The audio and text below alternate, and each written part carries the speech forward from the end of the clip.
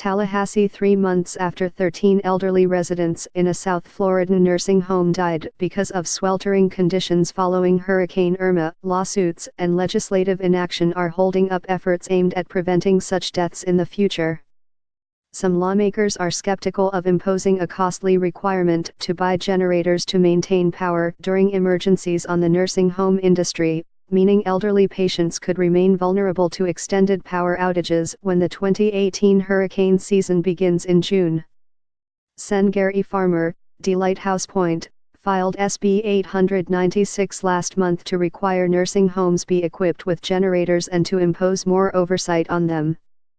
He said the deaths at the Rehabilitation Center at Hollywood Hills serves as a wake-up call. But his bill hasn't come up for a hearing. These are supposed to be special needs and special nursing care facilities, Farmer said. They're not supposed to be death warehouses.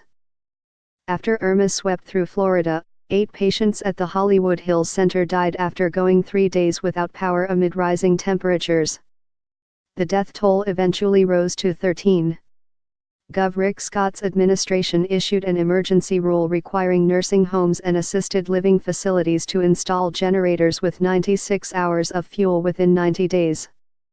An administrative court judge and an appeals court struck down the rule after industry groups sued, but Scott is appealing, and his Agency for Healthcare Administration still intends to issue fines of up to $1,000 per day as of November 16. According to AHCA data, 552 assisted living facilities with 10,583 beds have been assessed more than $20,000 in fines, including 48 in Central Florida with 718 beds.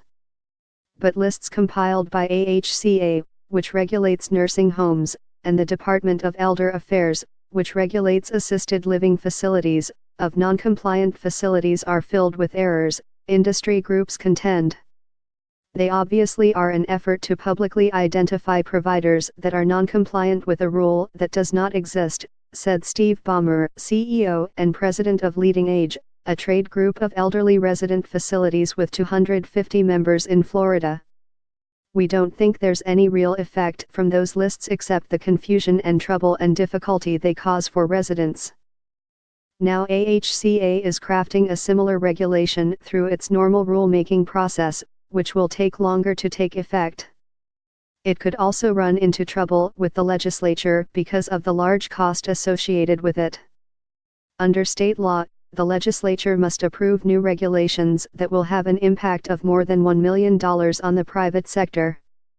The generator requirement is estimated to cost the industry about $466 million, $280 million for nursing homes and $186 million for assisted living facilities.